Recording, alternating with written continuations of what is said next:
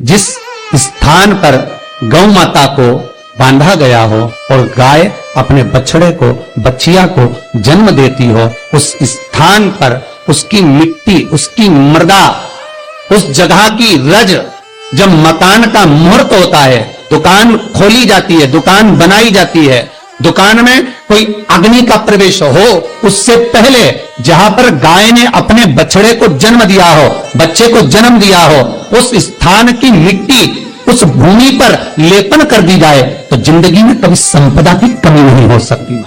ये दूसरी मृदा स्कंद पुराण वर्णन करती है, धेनु मानस वर्णन करती। दूसरी गीता प्रेस गोरखपुर का गो अंक वर्णन करता है, जहां पर गौ माता बंदी हो, जहां पर गौ माता नित्य स्मरण करती हो और गाय के बच्चों का जन्म होता हो, और वो भी देसी गाय, देसी बच्चों को जन्म दे, विदेशी नहीं, जर्सी नहीं, हो देसी बछड़ा हो, देसी ही गाय।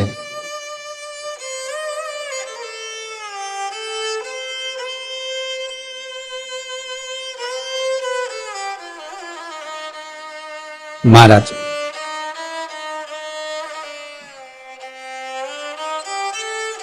जहां पर गौ माता बंधती हो, गाय अपने बछड़े को जन्म देती हो, गाय अपनी बच्चिया को जन्म देती हो, उस जगह की मिट्टी बड़ी प्रबल होती है, बड़ी प्रखर। यहां तक शिव महापुराण की कथा कहती है, स्कंद पुराण कहती है, धेनु मानस कहती है, गीता प्रेस गोरखपुर का गो अंक वर्णन करता है। महाराज गौ माता के खुर, गौ माता के चरण जहां पर नित्य प्रति पढ़ते हो, नित्य प्रति पढ़ रहे हो,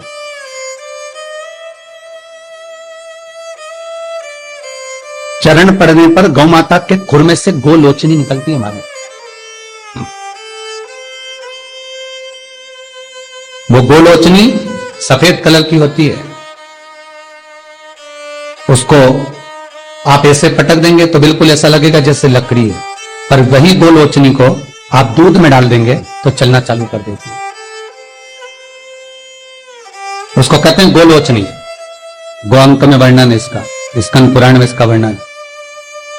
जिस जगह पर गाय बछड़े को जन्म दे, बच्चिया को जन्म दे, और जन्म देते समय पर गौ माता को जब कष्ट की अनुभूति होती है, जो कष्ट जैसे एक नारी का कष्ट होता है, वैसे ही गौ माता का कष्ट होता है।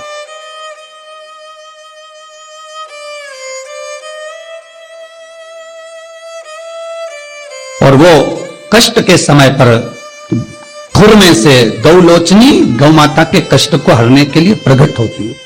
उस गौलोचनी का जिह्वा से गौ माता चाटन करती है, चाटती है, और चाटने के बाद जो बछड़ा जन्म देती है, उस बछड़े को अपनी जिह्वा से एक बार चाट लेती है। दुनिया में केवल एक गौ माता का बछड़ा ही ऐसा है कि वो गौलोचनी की जिह्वा से चाटने के बाद बछड़ा तुरंत उठ के खड़ा हो जाता है।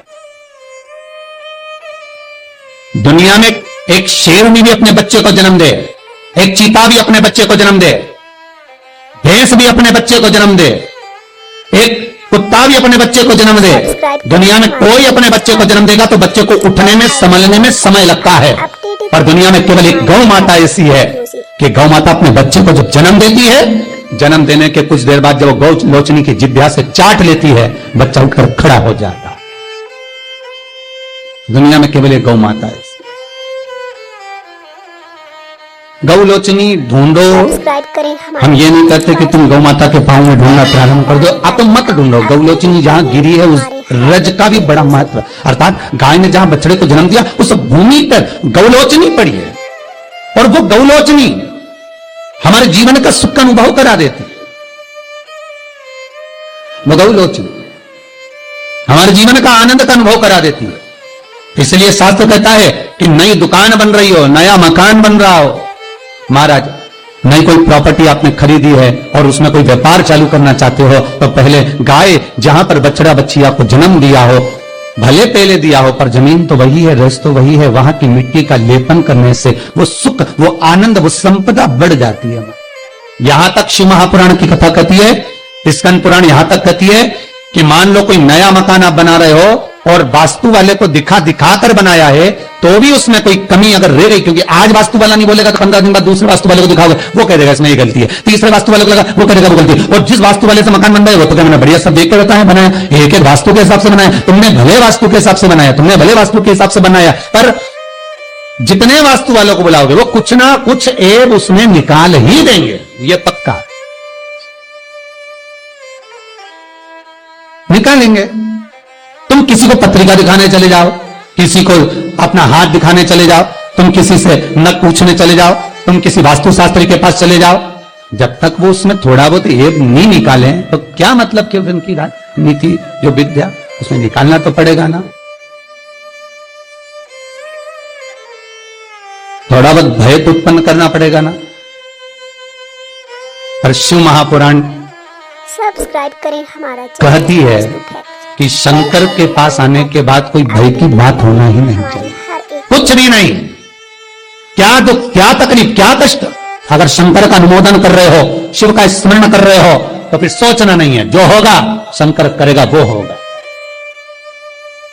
अगर किसी व्यक्ति को चर्म रोग हो गया, कुष्ठ रोग हो गया, चमड़ी सफेद पड़ गई, रोग समाप्त नहीं हो रहा, बढ़ते जा रहा है, औषधियां आपने बहुत कर ली, तो 3 जगह की मिट्टी आपको फल प्रदान करेगी।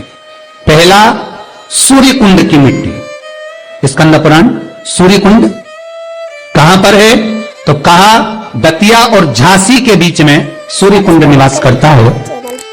उस सूर्य कुंड की मिट्टी को लाकर जिस व्यक्ति को कुष्ठ रोग हो गया हो, शरीर की चमड़ी सफेद पड़ गई हो, स्कंद पुराण कहती है सूर्य कुंड की मृदा लगा लेने से 5 से 7 दिन में रोग समाप्त होने लगता है महाराज। पर सूर्य को सर्वाधिक प्रियता क्या? सब्सक्राइब करें हमारा channel Vastu facts, bell icon दबाएं ताकि आप अपडेटेड रहें हमारे हर एक वीडियो से। सर्वाधिक प्रियता सूर्य को क्या? क्योंकि सूर्य तपता है, तो उस तपन को मिटाने के लिए सूर्य देवता के शरीर पर गाय का घृत मला जाता है। जैसे शनि को तेल लगाया जाता है, सूर्य को घृत मला जाता है। इसलिए सूर्य कुंड का एक नियम है कि सूर्य कुंड पर से अगर मिट्टी लेकर आते हैं, शरीर पर लगाने के बाद जब शरीर का चर्म रोग समाप्त हो जाए, सफेद चमड़ी अपने वापिस रंग में आ जाए, तब आप जितनी कामना कर कर आते हैं उतना घी उस सूर्य कुंड के पास में डालना पड़ता है। 1 किलो, 2 किलो, आधा किलो, 250 ग्राम, 25 ग्राम, 50 ग्राम, जो आपने कामना करी है उतना चढ़ाना, पर वो घी गाय का होना चाहिए। सब्सक्राइब करें हमारा चैनल, और उस घी का प्रयोग कोई नहीं कर सकता। इसलिए आज भी हमारे हर एक वीडियो से स्कंद पुराण में तो केवल सूर्य कुंड का वर्णन है, घृत का वर्णन है, पर स्थान आज भी झांसी और दतिया के बीच में जो सूर्य कुंड विराजमान है, आज भी वहां पर कुंड के पास में एक घी का कुआं है जिसमें घी डाला जाता है, पर उस घी का प्रयोग कोई दुनिया का व्यक्ति नहीं कर सकता। जो करता है वो शरीर में फपोले पड़ जाते हैं और बाद में सड़कर मर जाता है।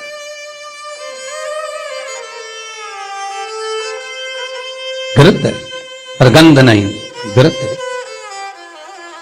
3 जगह की मृदा जीव को सुख का अनुभव कराती है। पहला सूर्य कुंड महाराज।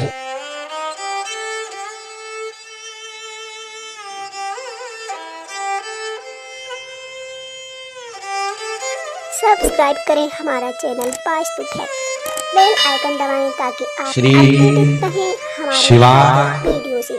नमस्तुभ्यं श्री शिवाय। अगर आपको हमारा ये वीडियो पसंद आया तो प्लीज़ एक लाइक बटन दबा दीजिए, हमारे चैनल को सब्सक्राइब कर दीजिए और अपने दोस्तों के साथ शेयर कर दीजिए।